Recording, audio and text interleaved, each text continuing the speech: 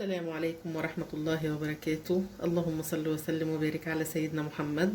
ازيكم يا حبايبي، عاملين ايه؟ يا رب ان شاء الله تكونوا بأحسن صحة وحال. كل عام وانتم طيبين وبألف خير يا رب. هنبدأ ان شاء الله تجهيزات رمضان، وهنعمل مع بعض الفول المدمس. انا قبل كده دمست الفول على القناة بطريقة، والنهاردة ان شاء الله جاية لكم بطريقة تانية بإذن الله. الطريقتين احلى من بعض. بس انا هنا بقى كنت في الفيديو اللي فات انا عرفتكم بالظبط نعمل ايه، هنجيب انهي فوله وازاي. اما نيجي نغسلها لو لقينا فول فوق وش الميه تعرفي ان الفوله دي هشه وما فيهاش حاجه، تكون سوسه واكلاها او اي حاجه، فهتلاقيها هشه كده فهتبقى فوق وش الميه فبنشيلها. فانا دلوقتي ونقعته برضو المره اللي فاتت غسلته معاكم ونقعته. المره دي بقى انا نقعته على طول، جبته ونقيته وغسلته كويس وحطيته في الميه ونقعته يوم. انت ممكن تنقعيه 12 ساعه، تنقعيه يعني 24 ساعه، يعني ما تنقعيه برضو يوم كامل يبقى افضل. فانا جبته ونقعته، غسلته من امبارح ونقعته اهو. بصوا ما شاء الله نفش خالص معايا اهو.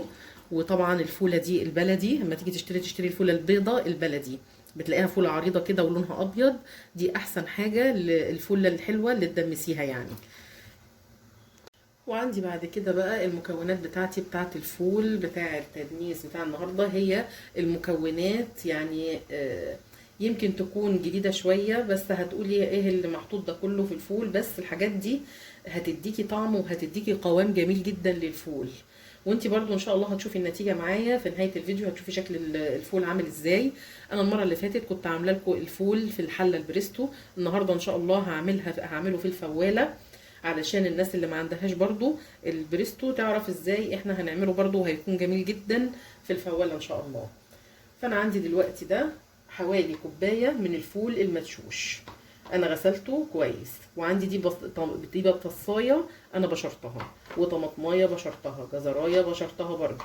وعندي معلقه من الصلصه، وعندي معلقتين من الخل. وقلنا معلقتين الخل دول اللي بيخلوا الفول معاكي ما يسودش، فمعلقتين الخل دول مهمين جدا اما تيجي تدمسي الفول. وعندي هنا الكربوناتو او البيكنج باودر، ده بيكنج باودر خدت منه معلقه صغيره، وخدت رشه من الملح الليمون اقل من ربع معلقه. وانا برضو كنت قلت لكم في الفيديو اللي فات بتاع تدميس الفول ان عندي البيكنج باودر مع الملح الليمون بيخلوا الفوله معايا تبقى زي الزبده، تيجي تمسكيها كده ما تلاقيش الفول زي ما بيقولوا محصرم، لا هتلاقيه طري وجميل ان شاء الله معاكي. فدي المكونات بتاعتنا النهارده بتاعه الفول. انا غسلت الفول كويس جدا. نبدا نجيب الفواله ونحط كل المكونات على بعض. انا دلوقتي حاطه ميه تغلي على النار، عشان طبعا الفول ما ينفعش نعمله في ميه تكون بارده، لازم تكون ميه مغليه. فانا دلوقتي حاطه الميه على النار تغلي، وشطفت الفول تاني اهو. هبدا اسمي الله وانزل بيه كده في الفواله. طبعا فواله ماشي، عندك حله تكون برضو يعني ضيقه من فوق من هنا كده تكون ضيقه ماشي، او حله عاديه المتاح عندك. فانا هنا بنزله كله بالشكل ده. نزلت الفول كله بتاعي اهو. هبدا انزل بالفول المدشوش اللي انا غسلاه كده اهو. حوالي قلنا ممكن كوبايه الا ربع، نص كوبايه يعني على حسب ما انتي متاح عندك. وهنزل بطاطسايه واحده بس، تكون يعني مش كبيره، اقل من متوسطه شويه. بشرتها كده، طبعا انا بشرتهم عشان على ما الفول هيستوي انت مش هتلاقي ليهم بقى اثر، هتلاقيهم كلهم اتهروا واستووا ويدوكي طعم حلو في قلب الفول، وفي نفس الوقت هيدوكي لون حلو وقوام جميل جدا. فانت اعملي بس زي ما بقول لك كده بنفس الطريقه اهو. ودي طماطمايه واحده برده مبشوره اهو. وانزل برده معلقه الصلصه. كل المكونات كلها انا هحطها على بعض. الخل هسيب بس البيكنج باودر وملح الليمون لما اجيب الميه. عندي انا جبت الميه المغليه اهو، غليت خالص. ابدا اسمي الله وانزل بيها. بصوا بتطلع دخان اهي، يعني كانت بتغلي يعني مش تسخن بس، لا مغليه. احطها كده لحد الفواله من فوق. اوريكم شكلها برضه اهو. بصوا الشكل بتاعها اهو لحد هنا اهو، لحد الحز ده. مرفعش قوي عن كده عشان ما تفرش مني. وابدا انزل بالبيكنج باودر وملح ليمون. بصوا بيفور ازاي اول ما بحطه اهو. انا مش هقلب كله قوي يعني، مش هقلب من تحت خالص، لا هي شويه بس اللي فوق الوش كده. وابدا اغطي الفواله بتاعتي كويس، اقفلها كويس، واجيب كمان ورقه فويل.